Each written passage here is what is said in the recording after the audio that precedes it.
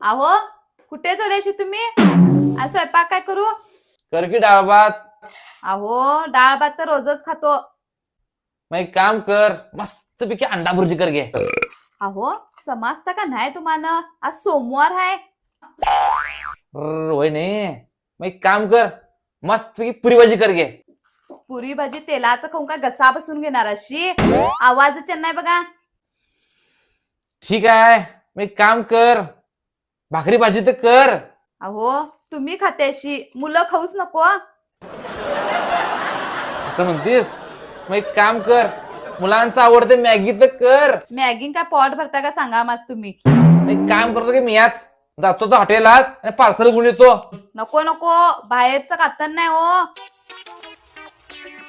मग एक काम कर बाई, इडली तर बनवू.